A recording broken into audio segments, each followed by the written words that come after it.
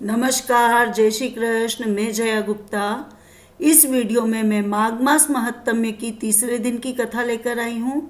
इसके पहले माघ मास महात्म्य के प्रथम 2 दिन की कथा के वीडियोस मैंने मेरे चैनल पर बना रखे हैं।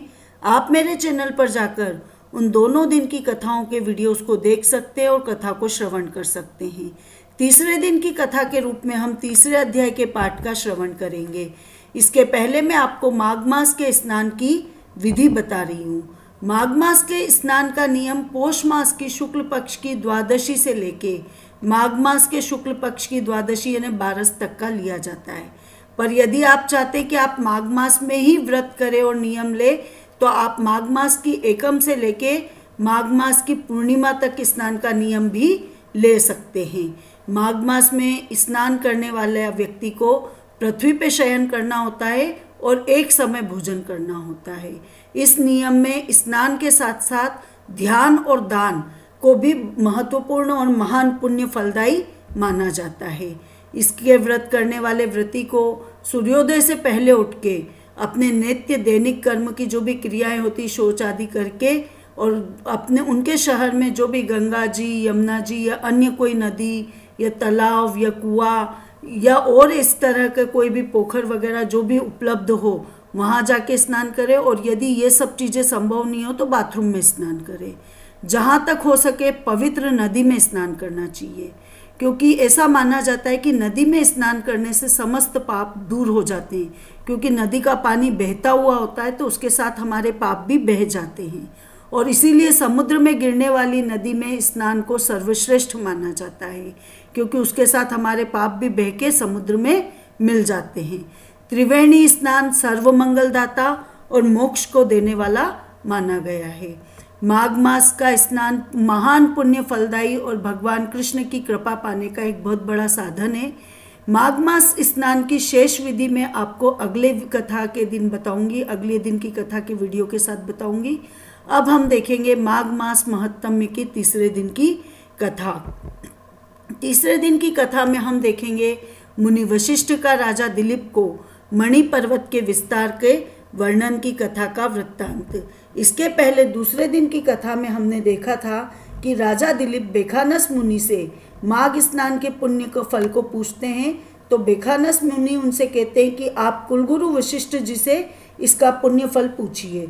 तब राजा दिलीप अगले दिन प्रातःकाल अपने कुलगुरु वशिष्ठ जी से मिलने उनके आश्रम में जाते हैं और माघ मास स्नान के महात्म्य की विधि और नियम पूछते हैं।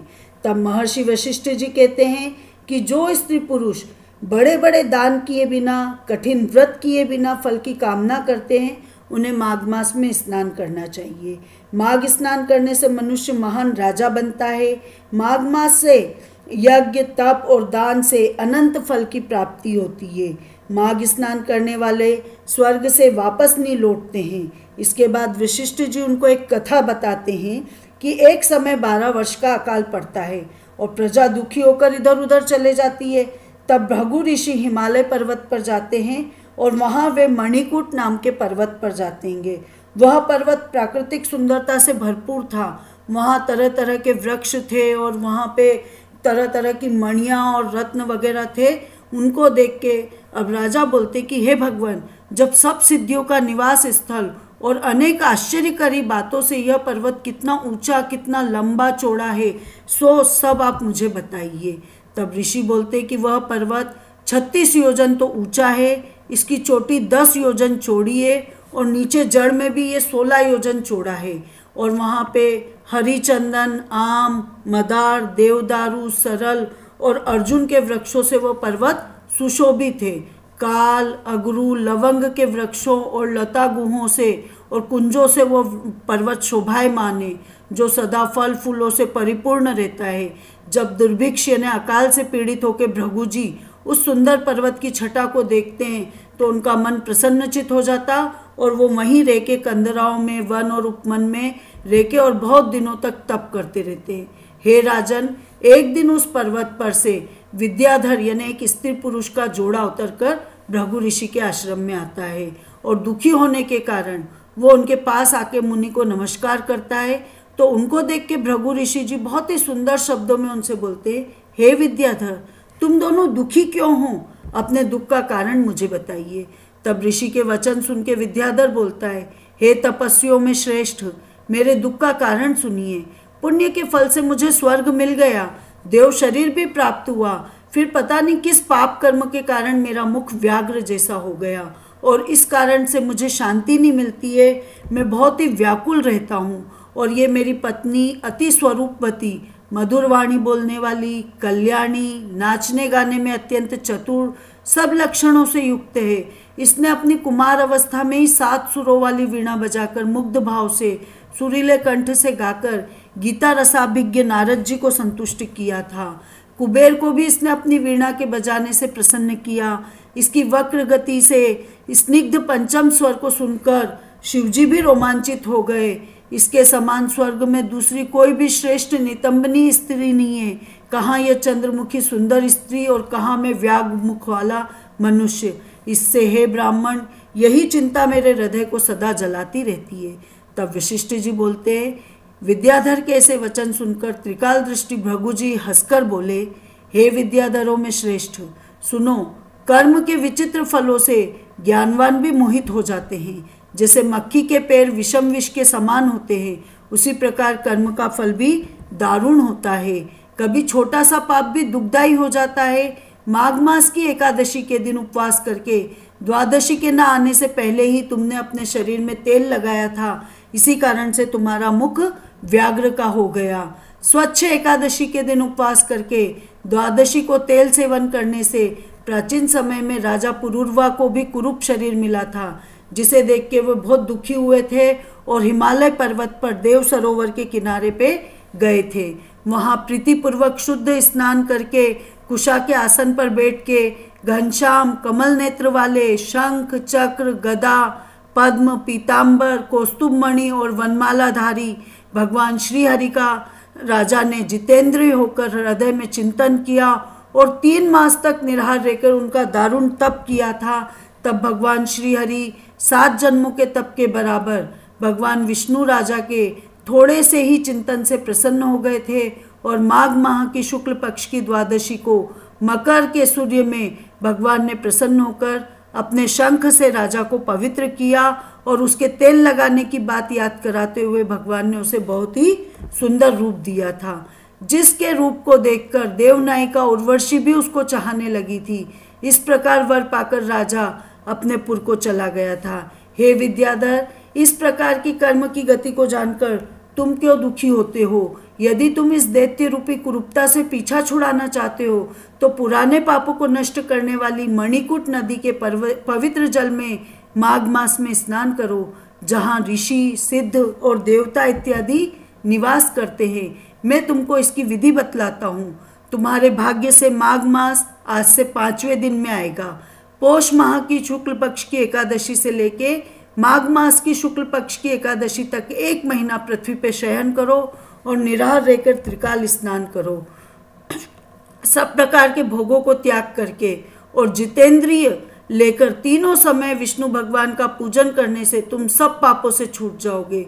द्वादशी के दिन स्नान करने से पवित्र होने पे मैं द्वादशी के दिन शुभ मुहूर्त में आकर अपने तपोबल से तुम्हारा मुख कामदेव के समान सुंदर कर दूंगा। हे विद्याधर, अब तुम इस वर वर्णिनी के साथ सुखपूर्वक क्रीड़ा करो। माघ मास के प्रभाव को जानकर सदा माघ स्नान करो। हे राजेंद्र, इस तरह सर्वज्ञ महात्मा भृगु जी ने विद्याधर को एक गाथा फिर और सुनाई। माघ स्नान से विपत्ति तथा पापों का क्षय होता है, जो सब यज्ञ से अधिक है और सब तरह के दान के फल को देता है। हे विद्याधर, यज्ञों के योगों से तीव्र तप से माघ मास अधिक गरजता है। पुष्कर, कुरुक्षेत्र, ब्रह्मवर्त, पृथुदक, काशी, प्रयाग तथा गंगा सागर आदि के संगम स्थानों में जो फल 10 वर्ष तक नियम धारण करने से मिलता है, वही फल माघ मास में मात्र 3 दिन स्नान कर लेने से निसंशय मिल जाता है। जो चिरकाल तक स्वर्ग में रहना चाहते हैं, वे मकर के सूर्य में कहीं भी जल में स्नान करें। हे राजेंद्र, आयुष्य, आरोग्य, संपत्ति, रूप, कल्याण और गुण प्राप्ति के इच्छुक व्यक्ति को पाप और दरिद्रता से डराने वाले मनुष्य को दरिद्रता, पाप और दुर्भाग्य रूपी कीचड़ को धोने के लिए माघ स्नान चाहे श्रद्धा अथवा अश्रद्धा से कैसे ही किया जाए पूरा फल देता है। बिना कामना के या कामना से जहाँ कहीं भी घर के बाहर जल में माघ स्नान करने वाला इस लोक और परलोक में दुख नहीं पाता है। महीने के दोनों पक्षों के चंद्रमा के घटने और बढ़ने की तरह पाप नष्ट हो जाते हैं और पुण्य बढ़ने लगते हैं। खान में अनेक प्रकार के रत्न पैदा होने की तरह पुत्र, पौत्र तथा संपत्तियां बढ़ती जाती है। जैसे कामधेनु समस्त कामनाओं को और चिंतामणि सब चिंतित फलों को हर लेती है, उसी प्रकार से माघ स्नान सब मनोरथों को अवश्य पूर्ण करता है। जैसे सतयुग में तप करने से तथा त्रेता युग में यज्ञ करने से जो पूर्ण फल प्राप्त होता है, वही फल द्वापर और कलयुग में माघ स्नान करने से प्राप्त होता है। हे भूपति, सभी वर्णों और सभी आश्रमों को माघ स्नान धर्म की धारा अवश्य बरसाता है। भृगु जी के वचन सुन के विद्याधर ने उसी समय आश्रम में रह के माघ महीने में उनके साथ पर्वत के झरने में सरोवर में विधि पूर्वक अपनी पत्नी के साथ स्नान किया। भृगु जी की कृपा से विद्याधर देवमुख हो जाने से पत्नी सहित जब मणि पर्वत पर आनंद से रहने लगा, तब प्रसन्नचित होकर उस पर अनुग्रह करके भृगु जी विंध्य पर्वत पर आए और विद्याधर का मुख कामदेव के समान सुंदर करके वह नियमों से छुटकारा पाकर विंध्य पर्वत से उतरकर अपने शिष्यों के साथ रेवा नदी के तट पर अपने आश्रम में आए। यह माघ महत्तम्य संपूर्ण भुवनों का सार है। हे राजन, द्विजवर, भृगु जी द्वारा विद्याधर को कहा गया इस महत्तम्य को जो नित्य सुनता है उसको देवताओं के समान संपूर्ण कामनाएं प्राप्त होती है। इति श्री माघ मास महत्तम्य तृतीय अध्याय संपूर्ण। आपको मेरा ये वीडियो अच्छा लगा तो इसे लाइक और शेयर कीजिए। अभी तक यदि आपने मेरे चैनल को सब्सक्राइब नहीं किया है तो कृपया मेरे चैनल को सब्सक्राइब कीजिए, बेल आइकन को हिट कीजिए ताकि मेरे नए वीडियोस के नोटिफिकेशन आपको तुरंत प्राप्त हो सके। हिंदू धर्म, संस्कृति, तीज त्योहार, व्रत कथा, रीति रिवाज इत्यादि जानने के लिए मेरे साथ बने रहिए। जय श्री कृष्ण।